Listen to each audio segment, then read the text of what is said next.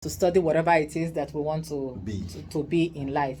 Why do we go to school? We go to school to learn. Okay.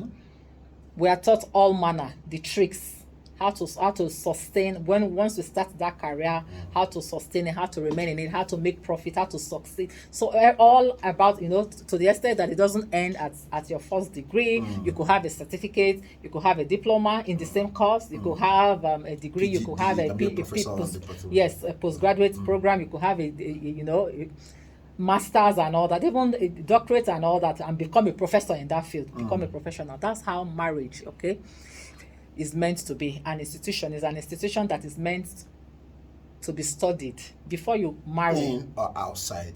You study in the marriage or outside? Study before. Okay. When you go studying, how do you study before? Okay. You go for counseling. You allow people that have experience, that have been in marriage before you, either your parents, your pastors, your imams, people that have been in marriage for years before you have gathered some kind of experience. And I always say that yes, Mr. A's experience might be different from Mr. B's experience, but it matters a lot to at least know the basis of what marriage is about. When you talk about getting married, you should know that to stay in marriage, you should know that at a point you will start having children. Mostly in this part of the world where children is the if you don't have children, exactly. There are some parts of the world when they don't really, you can just get married, just to have that companionship and friendship and that. But yes, in this part of the world, children, we in Africa, we value children as far as marriage is concerned. You are going to start having children. When you start having children, how do you cope with nurturing your children and maintaining your relationship with your spouse? The woman needs to get this done. These are things that the woman should get to know, because a lot of times, mostly lately, men complain that women get to love their children. When they start coming, they love the children more than them. They neglect them. Men complain that women neglect them during that nursing period, when women start having their kids and they are not nursing and nurturing their children. Men complain. Yes. So as a young lady, why they have to be seen outside? I don't know. Oh, I don't know about that one that you're asking me. No, they are not meant to go outside. No. No, they are not meant to. Don't forget, yes, the woman may be the one that conceived and carried the child, right, in the womb for 9 months and all that. Don't forget that the child belongs to the two of them. The man is meant to be supportive. He's meant to give as his moral support to the woman as much as possible. Then when the child comes, same thing. Don't forget that even now, right now, they give maternity leave to men also, so that they can bond. Men also are meant to bond with children. So both of them, both the man, the young lady, and the young man that are about to get married, these are what they ought to, this is part of the institution, the learning they are supposed to make, to know, to study, understudy before going into marriage. Because if they don't know this aspect of marriage, then it's going to cause a lot of problems. Yes. Then there are areas of finances.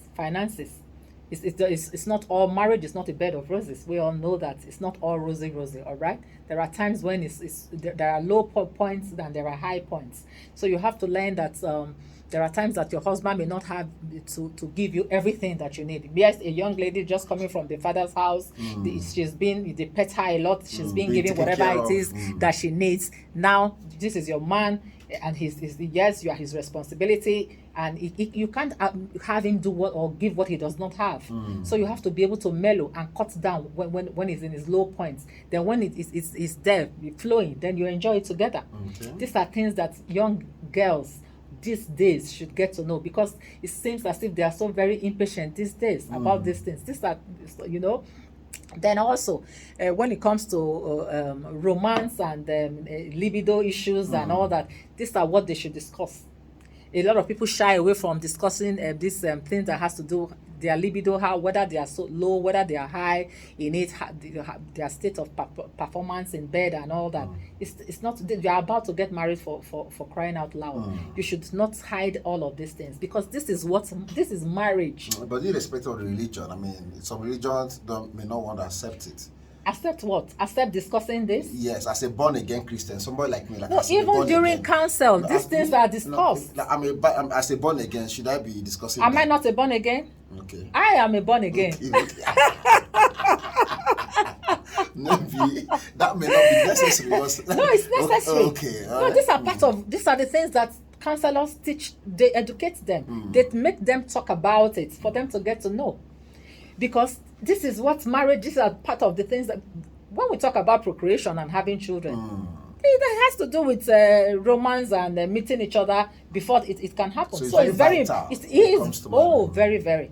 Okay. So yes, when we talk, so that's when we talk marriage as an institution, these are the things that they ought to, go through, study, to know that, okay, this is how, it's not just going to be honey, baby, sweetheart, and all that. There's a lot. Reality is going to come up, and you should be able to, when this reality comes, you should be able to face them and handle them with maturity. Again, that's why marriage is for the matured, not for Now, children. when you say matured, is it by age or by intellectual capacity to Age, understand? yes, both ways. Age, yes, of course, like we Because we've emphasized seen last people week. that are mature, but they still behave like children. A We've lot. seen, yes, in marriage, yeah. There are a lot of people that are matured and they behave like children. Yes, they are not matured. They are not matured. Even, yes, they may be old. They may be 25, 30. And yet they behave like children. Every little thing, they run to mommy, daddy. Yeah. So I'll yes. report it to your father. I'll report it to your Exactly. to your mother. Yeah, except it gets out of hand before, yes, we decide that you bring a third party, which is either your spiritual guardian or your parents, your immediate parents. Your Yes. pastor. Let's mention. Yes, when I say spiritual, of course, either your pastor, your imam, whoever it is that is your support system that you trust. Okay. Yes, a very big, of course, you don't just carry your issues as a newly married to go meet your friends that are even amateur, that do not have experience, to be able to counsel you. So, look at staying in marriage. Are there circumstances that can warrant somebody not to stay in marriage? Oh, yeah, of course, there are What are the circumstances? that can warrant somebody not to stay in marriage.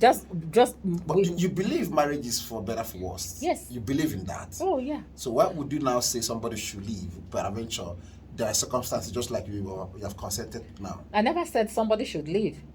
But if it gets out of hand, The only, like we were discussing just before we came on air, I was discussing with my assistant about she was asking the same question that you just asked.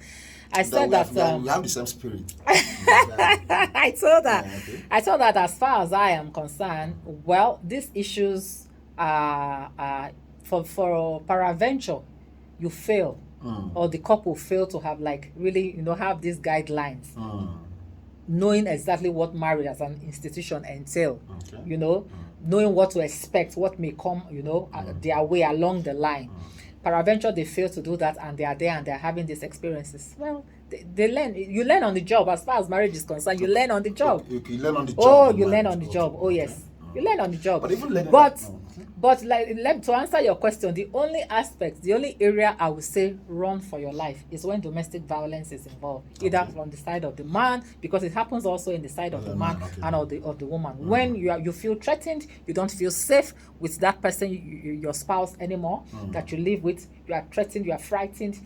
Then he beats you or she beats you up. Then at that point, because your health is at risk. What about cheating? No, cheating is not enough to live. Do you not guarantee that? No, cheating is not enough to live. Cheating is not enough to live, because how many these days do not cheat? Hope in marriage. Okay. Yeah, most of the divorces that we have in these days is as a result of either he started cheating first, then she's now followed suit. That's two wrongs. Two wrongs cannot make it right. Okay. Do you get? When the man is cheating, and I, as much as possible, I condemn that. Nobody should cheat on anybody. If you love and you have decided to get married, love your spouse and stay loyal, stay faithful to your spouse. Okay. That's irrespective of what, okay? But when it gets to that point when either she begins to, there are scenarios where it's the woman that started cheating first or whatever, then you now say, because my spouse is cheating, then you too, it has opened the way for you to go out there and start cheating also. No, two wrongs cannot make it right. Then what happens to your children? It's like you have left a vacuum, opened up a space where anything can happen. That's not right. Let's not forget that as far as marriage is concerned, marriage is an institution created by God, and that connotes God is himself as the father, of all, and the man has been made the head to represent Christ, and as of the in the home, and the head of the family, and the body and all that. Okay, so we are not meant to go into, should I call it evil? It's wrong anyway. No matter how you see people side chicks here and there and all, no, what is wrong is wrong. That it's rampant, and a lot of people do it, does not make it right. Have you had the privilege to meet the side chicks? Like, have you ever had the privilege to meet the side chicks? Which side chicks? No, have you ever had a privilege? Like, have you seen the side chick, the way they operate? Have you ever met any of them, like one-on-one? People that are into side chick, kind of. Okay, like meeting them to like. Maybe someone say, I do side chick. They are online. They come online every now and then. And they don't. Some of them are not ashamed at all. They come online and say, yes, they are the side chicks. Like, oh yes, I've seen a couple of them. Okay. Oh they're yeah. even proud of it. Oh, they are. Wow. That's how bad it is. That, the area we are in, they are not ashamed of it at all. Wow. Yeah, they have guts to tell some women that if you could maintain your husband, if you could satisfy him, why is he with us? Go and, such that's frustration talk as far as I'm concerned. So no, I don't agree that cheating should make a woman leave her home. I think she should still call the husband to other dialogue. If he's not listening to her, they should get to their support system, their like I said again, their spiritual guidance, their parents staying in marriage to counsel. There must be somebody that he respects. Okay. Either his pastor, his imam, his father, his uncle, his boss in the office. There must be somebody, and likewise, there must be somebody that, no matter how much misbehavior your wife is displaying, there must be somebody that you can talk to her, that she respects, that he respects, that you can go report him or her to call him to order. Now, you made mention of domestic violence. There's what we call compatibility in marriage. Intellectual compatibility. Yes. I don't know, sex capacity compatibility. Yes. That is part of it. Right. I don't know whether it is. I stand to be corrected. Yes, anyway. there are. Yeah, you have to be compatible in a lot of areas. Yes. So can that stand a good grounds for somebody to divorce, especially this intellectual compatibility? But I want to ask you this. If I go to school and my spouse didn't go to school, is it possible for us to marry? Because I've seen people that say, oh, because